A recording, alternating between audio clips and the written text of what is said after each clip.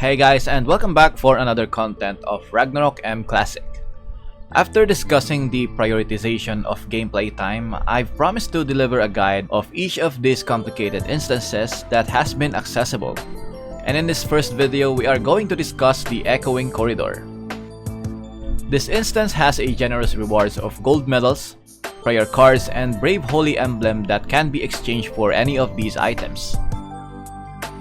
This dungeon is much preferable with parties, but it is also doable even in solo depending on your job class. I find it a bit hard to solo using my wizard since this class struggles in early game, but you need to persevere just to finish this dungeon to get the rewards. Now let's get into the Echoing Corridor.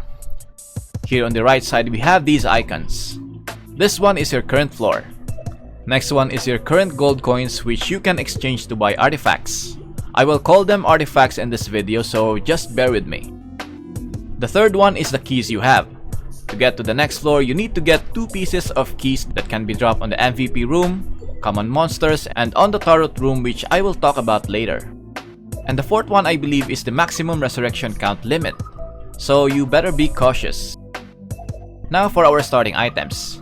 Oh, by the way, you can't use any open world consumables inside this dungeon, because this dungeon has an exclusive consumables that you can only buy here, which again I will discuss later. The only consumables that you can use in these dungeons are here in the item tab. Our starter kit will be the Holy Bottle. This will restore 30% of your HP and SP per charge, and it can be refilled at the Sacred Fountain in the launch for up to 3 layers. Dota bottle reference. And the other one is the Osteoacusis chip, which works like a teleport to send you back to the respawn area. Another Dota TP scroll reference. So in this map we have 9 rooms. The first one, which is our spawn point, the swirling icon, and then the left arrow icon which leads to the next floor. Now we need to collect just 2 pieces of keys before we get to the next floor. And to get these keys is by clearing the room that has monsters, or worse is the MVP. And if you are lucky, you can get it through the tarot. Now let's try the first one. And by the way, the rooms are always going to be random every time you go to the next floors or load out your save point. This room right here with the ZZZ icon is the launch or the resting area. This is where you refill your bottle charge. Now let's try to use the charges. Just click the Sacred Fountain and it will be fully refilled. Next, this is the Tarot room. It has a star icon on it. This cat will either give you a buff or a debuff, and if you get lucky, you can get this card that gives you 300 gold coins. Sometimes this room doesn't give any condition to give you a key, but most of the time they do. So here, I obtained 1 corridor key, but my HP is lowered by 50% until clearing a monster room. So this one is a debuff. Now I got 1 corridor key, so we will look for the other one. The skull icon here is the common monster room. This one also gives 1 piece of corridor key after clearing it. Now you see those red text above the monsters? Those are the monster traits. There are 27 kinds of these traits which I will post here. Most of these traits are a disadvantage for you and your party, but there's a one trait that you need to quickly kill the monster for you to have the advantage, and that is called the bounty. For lower floors, we may not encounter all these traits.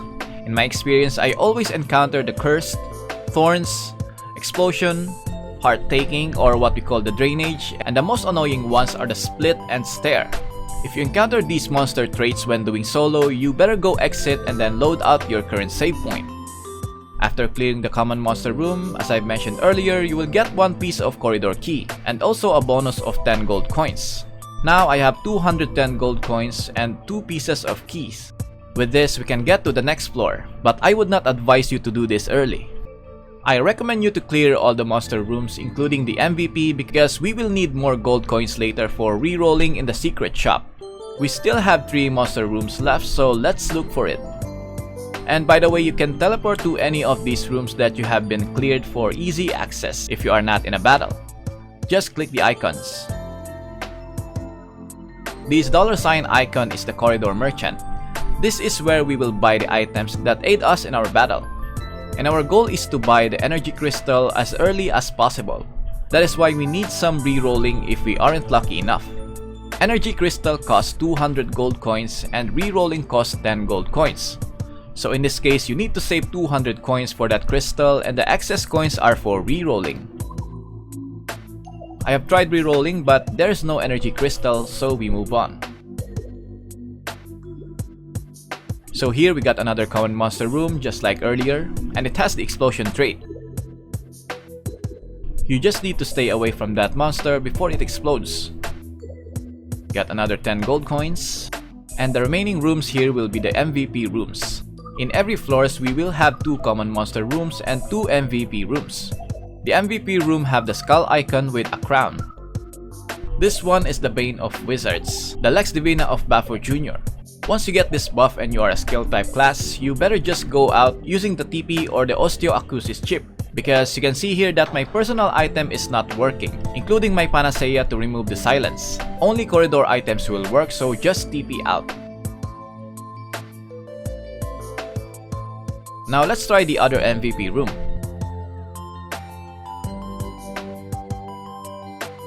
Okay, now we got 20 more gold coins and we will try to reroll in the secret shop again.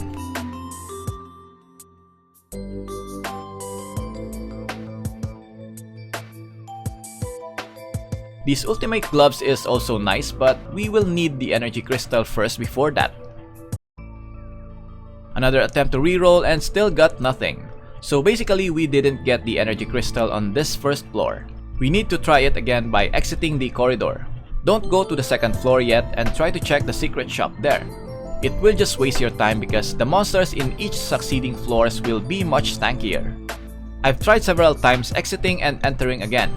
As you can see here, I'm on the floor 1, 200 gold coins and no keys collected. Here I encountered the secret shop first and let's try to check. Fast forward, I got 230 gold coins and we will try our luck again.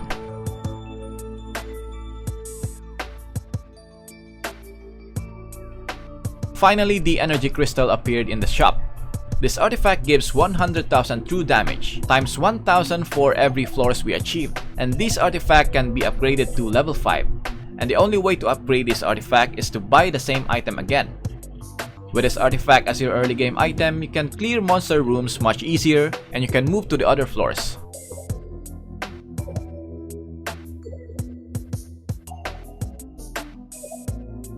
To summarize each room, here's an image for you to memorize.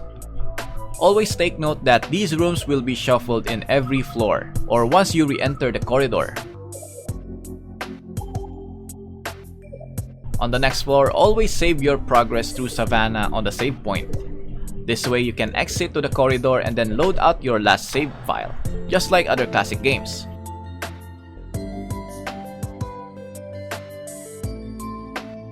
Your current floor, along with your artifacts and gold coins will remain unchanged from your last save.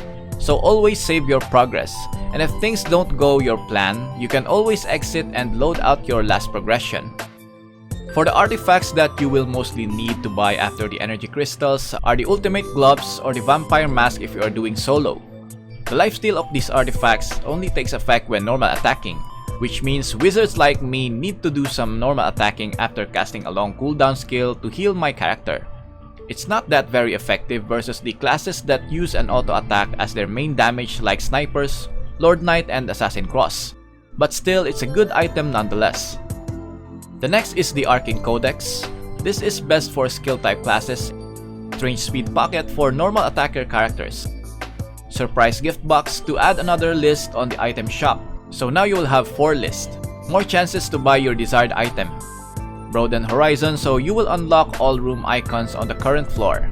This way you can easily get to the next floor, which is a must use if you are strong enough. True Sight Crystal if you don't have any detection skill.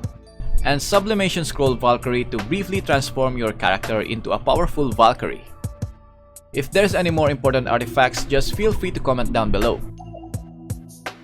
You may also encounter a secret realm merchant when entering a corridor merchant room. This guy gives a free random item or a random buff, and I do recommend getting the random item. Here I got the magic barrier, which is quite nice. Your ultimate goal here is to achieve every 10 floors to get each of the full rewards. So good luck and be wiser on your decision making. I guess that wraps up for this guide. If you have any comments and suggestions, feel free to comment down below, and I will try to respond as much as I can. Let's help one another and teach more beginners. If you find this video helpful, then please leave a like. Also subscribe to support my channel. As always, thank you for watching, stay safe and have an awesome day. Lights out.